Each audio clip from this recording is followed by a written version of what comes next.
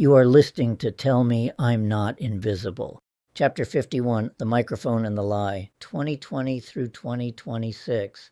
I met Sarah in 2020. This was during the pandemic, when ordinary social contact had been reduced to screens and voices and the particular intimacy that forms between people who are isolated and find each other anyway. We talked for what amounted to 12 hours on that first day. Not 12 consecutive hours, but the kind of conversation that keeps returning to itself, that keeps finding more to say, that neither person wants to end because something real is happening inside it. She asked about everything, about Lynn, about the practice in Wilmington and what Freifeld had done, about the false accusation and the conviction and the years that followed, about Ely and the marriage that had ended, about what I had built and what had been taken and what I was still trying to build from what remained. She asked the way people ask when they are genuinely curious, not managing the conversation toward a conclusion they have already reached, but actually following the thread wherever it goes, actually wanting to know. I had not been asked about my life in that way in a long time. Sarah was not a therapist. She was a friend, or becoming one, the kind of person who shows up in a life and immediately occupies a space that you did not know was empty until someone stood in it. She had her own history with injustice, her own particular knowledge of what it feels like to have the official account of events contradict the lived experience of them. She understood from the inside the specific exhaustion of carrying a truth that the world's documentation refuses to confirm.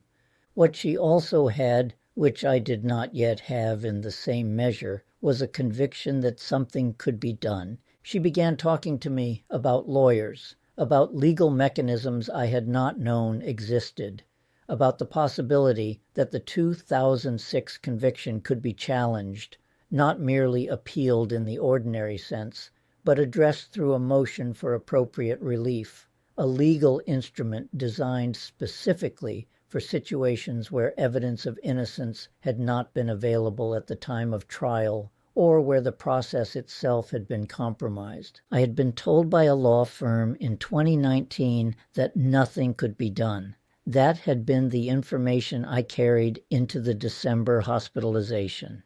That had been part of the weight. Sarah did not accept that as the final word. She pushed me toward lawyers who would take the case without fees. She researched. She asked questions. She believed, with a persistence that I found both baffling and sustaining, that the lie did not have to be the permanent record, that 22 years of following me did not mean it would follow me forever, that the story could still change. I am not sure I fully believed her, but I began slowly to act as though I might. The MAR, the motion for appropriate relief, was not something I could afford to have drafted professionally. What I could do, with the tools available to me in 2025 and 2026, was draft it myself. I used AI assistants to research the legal standards, to identify the arguments, to organize the evidence of what had actually happened on October 1st, 2004, and in the proceedings that followed. I worked on it over months, carefully, with the particular attention of someone who understands that this document might be the last formal opportunity to say, in a language the legal system is required to consider, that what the record says is not what happened. I filed the motion for appropriate relief on March 27, 2026. I want to say that without drama, because the act itself was not dramatic. It was a document filed through the proper channels, making the proper arguments, asking the court to do what courts exist to do, look again at the evidence, consider what was not considered before, correct what was wrong. Whether it will succeed, I do not know. The motion is pending as I write this. The outcome is not mine to determine. What was mine to determine was whether to file it, whether to continue acting as though the truth mattered enough to put into a formal record, whether to keep insisting in the language the system requires that the lie was a lie. I filed it. That was resistance. That was refusal. That was the only answer I had to 22 years of a false record following me wherever I tried to go. There is a poetry venue in Durham called Lanzas Cafe. I had written a book about wrongful conviction, about what it costs, about what it means to have your life dismantled by something that did not happen. I had a book release. I brought copies. I sold one. The copy was returned. Someone had felt uncomfortable. The story I had told, the true story, the one that had cost me 20 years and a career and a marriage and the ability to smile without calculation, had made someone uncomfortable, and so the book came back. I stood there with the returned book in my hands and understood something about the specific shape of what had been done to me. It was not only the conviction that had made me invisible, it was the way the truth, when it was finally told, still found ways to be silenced. Not through official channels this time, through the simple social mechanism of discomfort, through the preference of a room full of people to feel easy rather than to feel the weight of what had happened to someone among them. The Chime in Open Mic is a venue where I am a regular. I go most weeks. I bring poems. I stand at the microphone and read them, and the room responds, and for the duration of the poem I am visible in the specific way that the microphone makes a person visible, chosen, present, speaking into the attention of others. The hosts asked me not to share the details of my story. They said they wanted everyone to enjoy themselves. They said the specifics of what had happened to me, the conviction, the record, the years of damage, made people feel as though they were on a jury. They wanted a room without that weight. They wanted ease. I understood what they were asking. I did not experience it as malicious.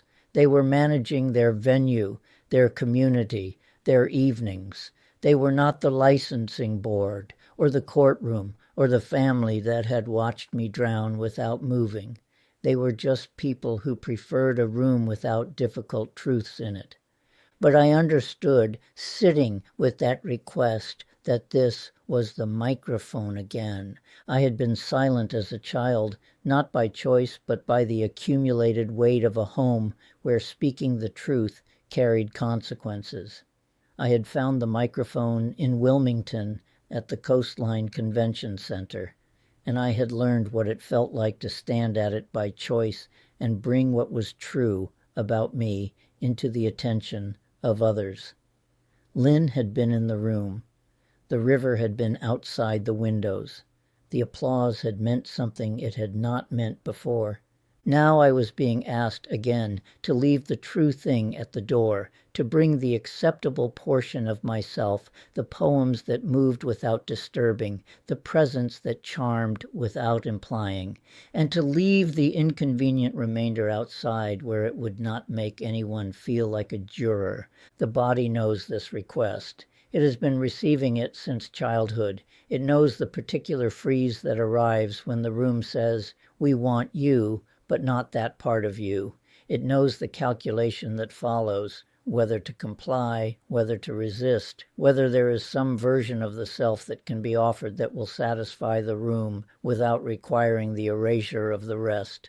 I still go to the open mic. I go because to stop going would be its own erasure, because the poems I bring are true, even when I am asked to keep certain truths out of the room, because the microphone, whatever it costs me, is still the place where I am most present, most visible, most capable of being the person I actually am, rather than the person the record says I am. I go and I stand there and I read, and I carry the full story in my body, even when I am only permitted to speak part of it aloud. About a month before I write this, I applied to drive for Uber. The background check came back. The conviction was there, as it has always been there, as it will continue to be there until the motion for appropriate relief is heard and decided. Uber declined to proceed. I had been trying for months to find work that would sustain me while the motion was pending and while I looked for the next meaningful thing. I had lost Freedom House in April 2024. The month since had been the particular uncertainty of someone between chapters, not hopeless, not in crisis, but without the structure that work provides, without the daily evidence that what I do matters to someone. Uber had seemed possible. It required no professional license. It did not involve the kind of background check that surfaces a conviction as a disqualifying condition for working with vulnerable populations. It was just driving. It was just being useful to people who needed to get somewhere. The record reached across 20 years and closed that door too. I thought about the street sheet, about the document I had designed in 1995 in a social work internship to help people who were homeless find resources, and about the police officer who had handed it to me in December 2003 in Wilmington in the cold because I had become one of the people that document was designed for. I thought about how the distance between designing the tool and needing it had taken 8 years. I thought about how long the record had been following me. I thought about the motion pending in a courthouse somewhere in North Carolina, and about Sarah's voice in 2020 saying something can be done, and about Kira at midnight saying, I believe you, 100%. Then I applied to Circle K. This has been a chapter from Tell Me I'm Not Invisible. Watch as I read the book from the beginning by visiting bwlinks.me/NIA.